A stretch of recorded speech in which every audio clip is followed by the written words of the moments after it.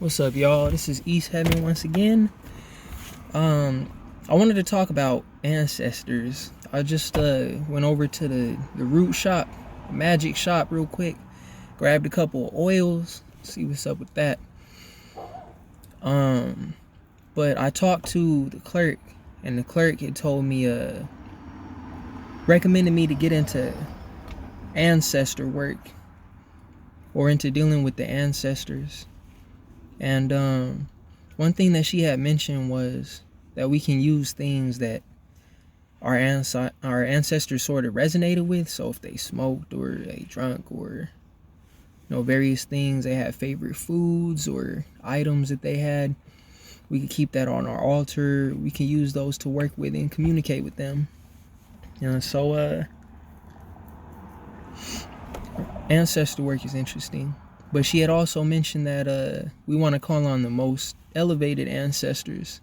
We don't want to call on the ancestors that are or that were into the things that we don't want to be falling into, basically. Because when we call on our ancestors, what we're really doing is we're calling on what's already inside of us. We're calling on our DNA. We're calling on certain aspects of our DNA. So when we call on certain ancestors, it'll bring certain types of energies that resonated with them, good and bad, in some situations and circumstances. And so we're the culmination of the path of all our ancestors in the path. The ones who came before us, they all led up to here now, and they're all inside of us. And so we can draw on those energies and we can use them for one reason or the other. You might wear a cap that your grandfather wore, or you might wear a symbol or a sigil, something that they resonated with, something that was big for them when they were younger, or when they were here on earth, I suppose, when they were here on earth. But in the physical and in the person, we can call on different characteristics and aspects of them to help us out in this life and on our journey. What we don't want to do, though, is we don't want to call on the ancestors who don't have the best interest for us. It's kind of like if you've seen Lion King, you have Simba, right? You got Simba. His dad is Mufasa. His dad's the King Mufasa, the great king. His uncle is Scar. Now, he could learn from Scar, and he could learn from Scar's mistakes, and he could learn from what Scar was into. But Scar didn't have the best interest for him or his father. And sometimes that's how it is. Sometimes the ancestors don't have the best interest for themselves and others around them, for the family. And so when we call on our ancestors, we want to call on the best parts of them, and we want to call on the ones who have our best interests at heart. So when it comes to that type of thing, we use things like some people use offerings. They'll offer water. Water is important. They'll offer food. They'll offer alcohol, or other things. Alcohol is important too, is because they say like the root of alcohol is alcohol. It's a name for a certain type of spirit that could come into your body when you drink it, basically. Alcohol is called spirits. And the reason why is because it allows spirits to come through, basically. It sort of puts you aside, and it allows certain spirits to come through. Some people call it liquid courage or whatever else. You just bringing something else through the alcohol. You're using the alcohol to bring something else through. By kind of putting yourself to the back, whatever it is that you're having trouble with, that you drink alcohol for, when you put that to the back burner, you bring out other qualities.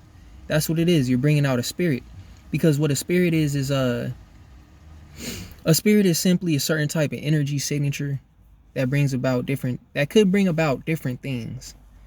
It could bring out a variety of different things.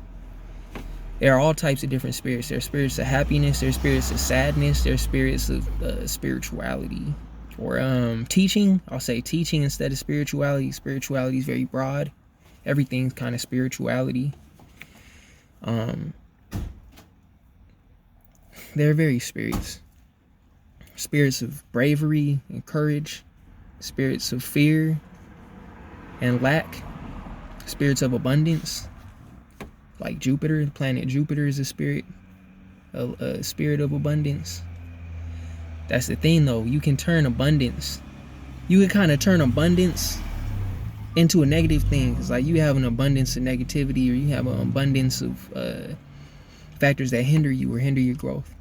So we want to always be calling on the right spirits. We don't want to just call on a spirit for one reason or the other and not know what we're calling on. So we want to have knowledge of the spirits that we're calling on already. And so the ones in our lives, the ones who have led up to the culmination of who we are today, the ones that we've built our current reality on, it's good to communicate with them, because there are some things that they know that we know not, basically. There are some experiences that we can glean understanding, wisdom, and knowledge from. And so that's what we want to do, is we want to learn from our ancestors' mistakes, and we want to learn from their successes. And those things can help us to learn and grow, basically. There are certain ancestors that you will want to come through more, and then there's certain aspects of certain ancestors that you will want to come through more, and some that you will want to come through less.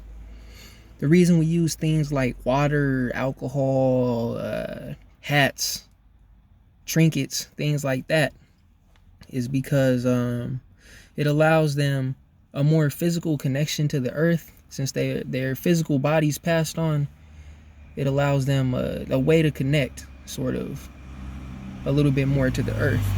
It's something that they already had much experience with, something that's sort of in their DNA, I suppose. Something that was part of their auric field, something that was part of them, basically. We take that and we use that to help them to establish a connection on the earth with us and through us. And so we gain strength through that. And then, they're allowed to express themselves for the greater good or the worst, depending on what our intentions are. So we always want to have pure intentions, especially when working with the ancestors. As far as that goes, when we're trying to call on our ancestors, we just want to have the most pure intentions. Basically, we want to call on our ancestors. We want to understand who we are, because then when we understand who we are, we understand where we're going to go, where we want to go. We understand what will help us to get there. And it helps to have guidance. It helps to have a teacher. It helps to have people who've been there already. Sometimes we have ancestors who have been there already and who can help us with their knowledge to grow. Help us to break barriers that we have in our way.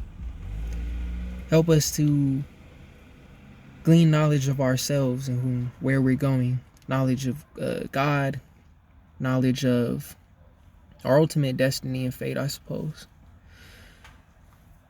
So that's one thing that's important about ancestors. We should be, and here's the other thing, is that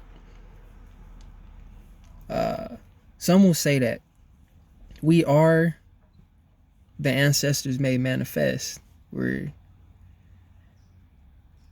the whole of our organism is made of the ideas of the ones that came before us, whether they're people, whether they're ideas, whether they are, it's all ideas. It's all ideas. People are made up of multiple ideas. And what we think about more is what will attract more and what will be magnified in our mind and in our lives.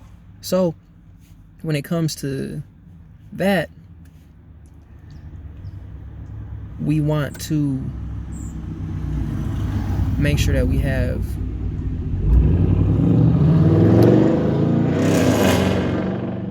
the correct spirits, that we're breaking the traumas and we're breaking the negative patterns and habits that our ancestors had in the past. Because we could pray to the ancestors and we could ask the ancestors for guidance and help and things of that nature. And we can think of it in the sense of, our ancestors went through this, that, or the other thing. We're going through generational trauma or various generational aspects that have gone through the generations that the ancestors have already experienced and that still have an effect on us today. We can call on the ancestors willy-nilly, but you don't want to do that, because there are some ancestors who they struggled. They struggle with whatever problem that you're struggling with now, and they never found a way out of it. And so you're here to find a way out of it. You're here to break a cycle. You're here to break a habit or a pattern, and you're here to redeem your ancestors in essence. And so it's important to look at it that way. So you could say that your ancestor, after they passed, they gained a higher bird's eye view of the problems that they were dealing with in this lifetime. And so that's kind of led to you and the experiences that you go through. And so it's important to look at it that way as well, that we're a culmination of the experiences, the thoughts, feelings, and beliefs of our ancestors. There's a really good book called Celestine Prophecy that helps you to understand synchronicity, or the signs that we read in daily life, the things that resonate with us and have meaning that can guide us on our path, basically.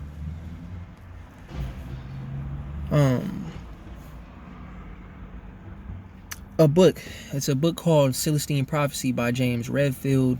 He's got a series, actually. He's got a Celestine series, I suppose, which is about it's about reading multiple things. It's about what the world is going through today, spirituality wise, physically, and it's just connecting everything. It's connecting the dots. It's connecting the past, present, and future so that we can have a more comprehensive view, basically. In the Celestine Prophecy, it's a story, basically. It's a story where they have a series of manuscripts with universal truths and truths pertaining to the here and now and to where we're going into the past.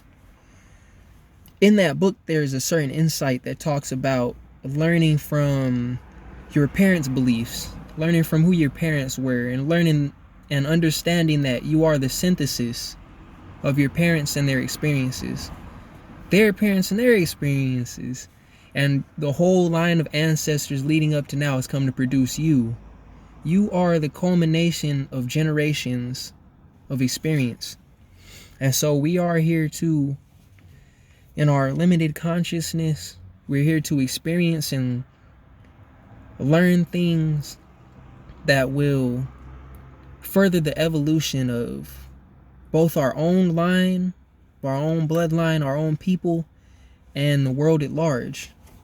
And so calling on ancestors is important in the process, because if we don't understand where we've been, then it's hard to understand where we're going. It's hard really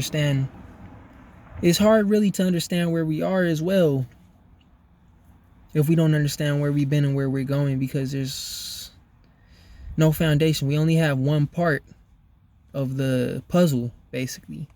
So we have to look back, we have to look forward, and we have to be here now in the present.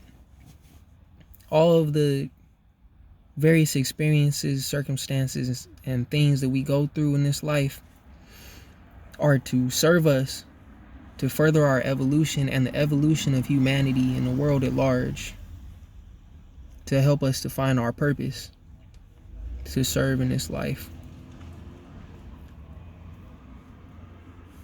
And so,